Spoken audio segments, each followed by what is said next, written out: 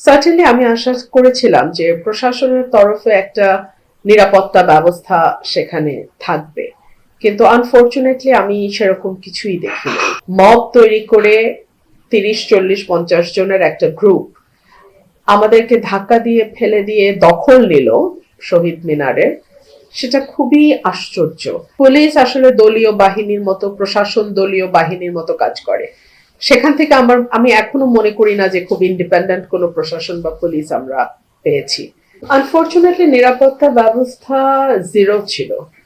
আমার যেখানে আমি যাই সেটা সংসদ সদস্য বলে না, মানুষের মধ্যে এক ধরনের আনন্দ খুশি তৈরি হয়। মানুষ আসে, ছবি তুলতে চায়, যে কারণে হয় কি যে আমি যেখানে যাই না কেন আমার আহ সাথে যারা থাকেন তারা সর্বপ্রথম নিরাপত্তা বিষয়টির দিকেই নজর দেন।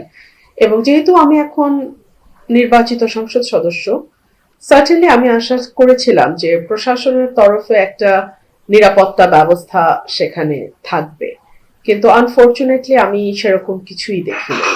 এবং যেভাবে আহ মব তৈরি করে মব তৈরি করে 30, 40, 50 জনের একটা গ্রুপ আমাদেরকে ধাক্কা দিয়ে ফেলে দিয়ে দখল নিল শহীদ মিনারের। সেটা খুবই আশ্চর্য। দেখুন, আমার সঙ্গে সেই সময় প্রায় 500-600 লোক উপস্থিত।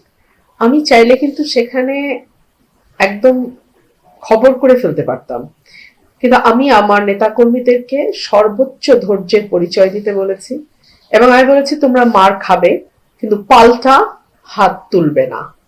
আমার একদম খুব স্ট্রিক্ট নির্দেশনা ছিল যেন কেউ পাল্টা কোনো আঘাত না করে, এবং সে কারণেই কিন্তু আপনারা দেখেছেন আমার একজন কর্মী খুব বাজেভাবে আহত হয়েছে, কিন্তু আমরা কিন্তু প্রত্যাঘাত করিনি, পাল্টা আঘাত করিনি। বাট আনফরচুনেটলি প্রশাসনকে আমি বলবো যে নিরাপত্তা ব্যবস্থায় একটা বিরাট শিথিলতা ছিল, একটা বিরাট ফাঁক ছিল। দেখুন, ওখানে যারা মব করেছে তারা কেউ অপরিচিত নয়। পুলিশ চাইলে ওখানেই অ্যারেস্ট করা উচিত ছিল, এটা পুলিশের চোখের সামনে হয়েছে। অ্যারেস্ট সাথে সাথে করতে পারতো, আমাকে সেই জন্য মামলা করতে হলো। এখন মামলা করার পরে অ্যারেস্ট হবে কিনা আমি তাও জানি না, কারণ আমাদের একটা কালচার তৈরি হয়েছে যে পুলিশ আসলে দলীয় বাহিনীর মতো, প্রশাসন দলীয় বাহিনীর মতো কাজ করে। সেখান থেকে আমি এখনো মনে করি না যে খুব ইন্ডিপেন্ডেন্ট কোনো প্রশাসন বা পুলিশ আমরা পেয়েছি। এখনো ওই দলীয় আহ মানে ব্যক্তির মতোই কথাবার্তা বলেন, কাজকর্ম করেন। কি আর করা, এটাই বাংলাদেশ।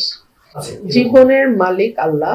যদি নিরাপত্তা ব্যাপারে তো নিশ্চয়ই সাবধানতার ব্যাপার আছে। পুলিশ প্রশাসন কারো সচেতন হতে হবে, সাবধান হতে হবে।